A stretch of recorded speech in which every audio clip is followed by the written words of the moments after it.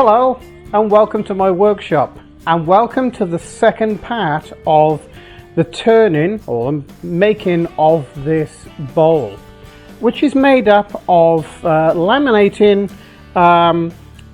ply and some solid planks of wood together.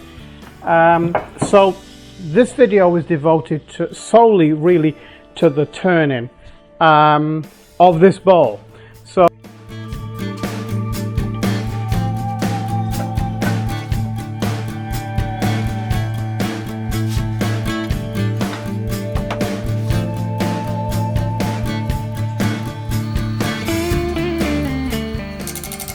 So I start off with a roughing gouge,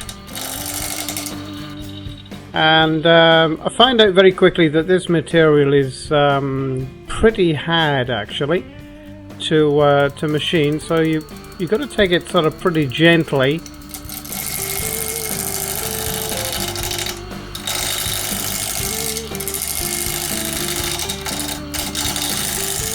If you notice, I'm turning the chisel over one direction then the other, and then following the tool in that direction.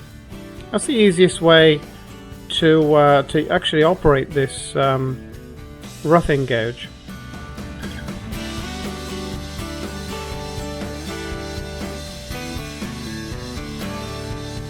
Actually turn to a spindle gauge now, and I'm starting to round the end over. Like I say, this material is very hard.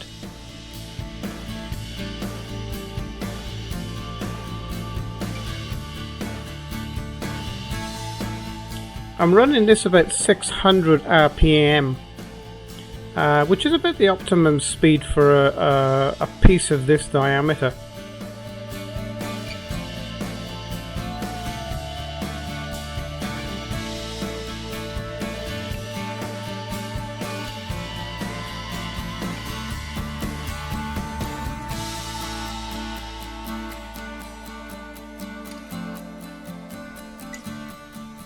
So now I've actually changed to my scraper there, just to clean it up a bit.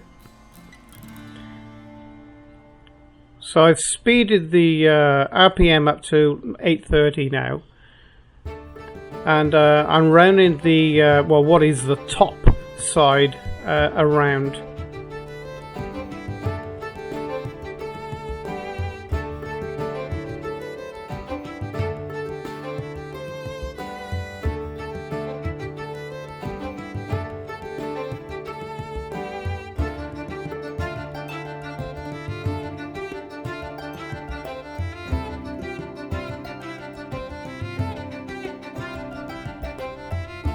So now what I'm doing is I'm actually marking out the diameter of the area that I want to remove, that my chuck fits into just nicely.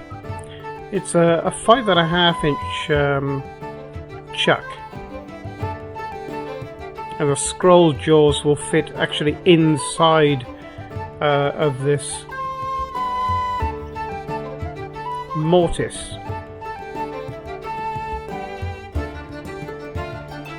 If you notice now, I'm indicating that the angle of this skew chisel is actually the same angle as the gripping teeth on my chuck rather.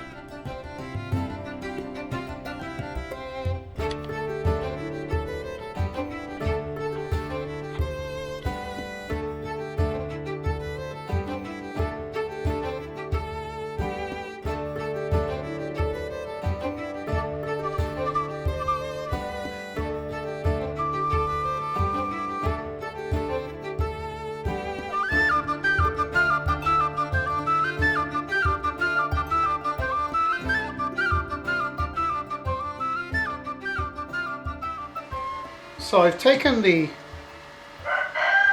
bowl blank, or whatever you want to call it, off the faceplate now, and I've remounted the chuck up. So this is my mortise. So if you notice, it's tapered to match the taper of the actual chuck jaws. So put this on like so and open the chuck out inside like this. Just going to keep it pushed up firmly. Alright, let's get a bigger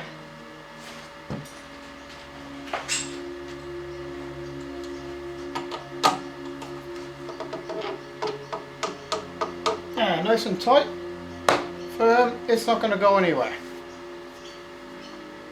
It's nice and true on there. So now what I want to do is I'm just going to clean this up with a bit of sandpaper, and I'm going to get my round disc that I cut off, apply some glue to this and this face, and I'm going to bring the tailstock up and press it up against here and leave it for a few hours to go off, and then we'll come back and machine this and scallop the inside of the bowl out. I want this to be a nice different color ring on the top. I'm going to fold this surface in and around, and then do a concave and then around again. You'll see what I mean when I start to machine it.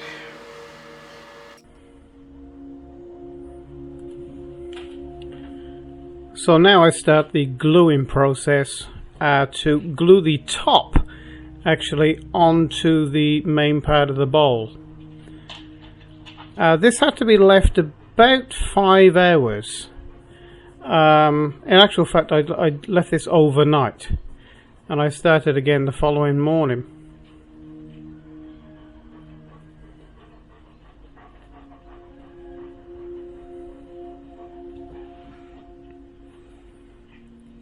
You can see what I've done here. I'm using the actual lathe to, or the tailstock of the lathe, to compress the piece onto the top of the bowl. So now I'm just using a standard spindle gouge to round the top around, and I do actually start shaping the actual top of the bowl, the darker wood color, which I found to be extremely hard and difficult to machine. It's probably the hardest wood that I've machined on the lathe. It's difficult to describe. It's far, shall we say, it's sort of semi-brittle, but it's very, very hard, as in harder than oak, probably twice as hard as oak to actually machine. It sort of splinters off, as you can see with the very, very small chips there that are coming off.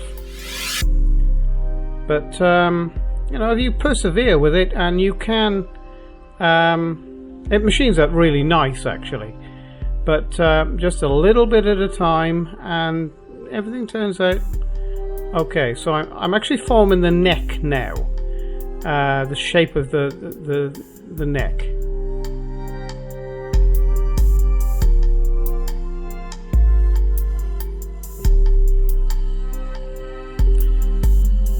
So just squaring off actually the face. It was just a little bit uneven, so I just scraped it off to make it nice and flat.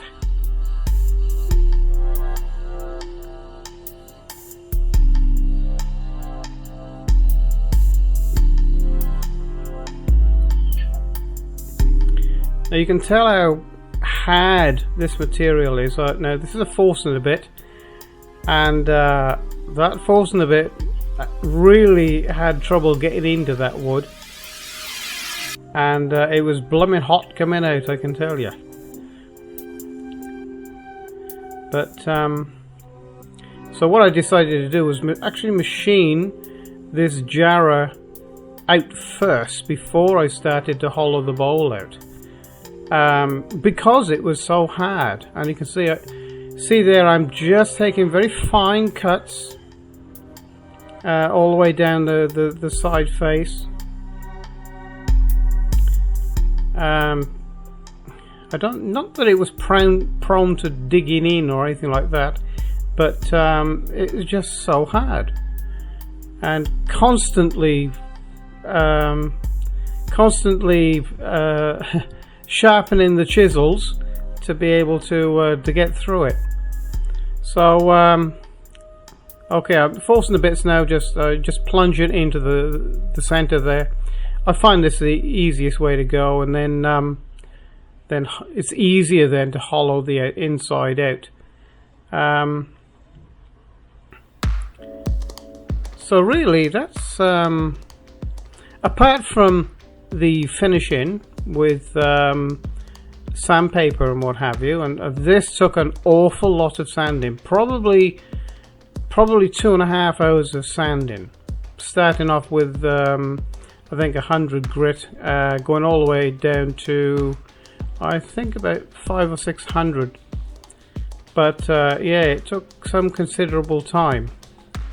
And then it comes to the finish. Now I find this is the most effective way of putting finish on, is actually just pour it on very gently and then have a rag to spread it. And look at the color of these different wood.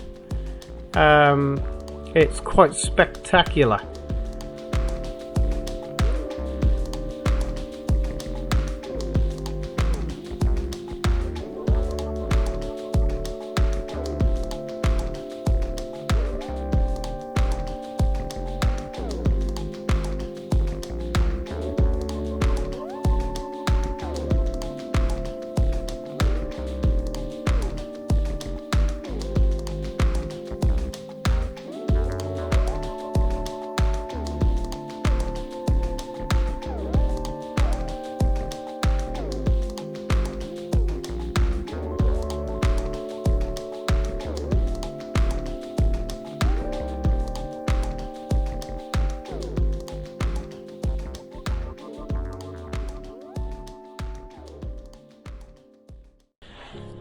Look at that. Isn't that beautiful?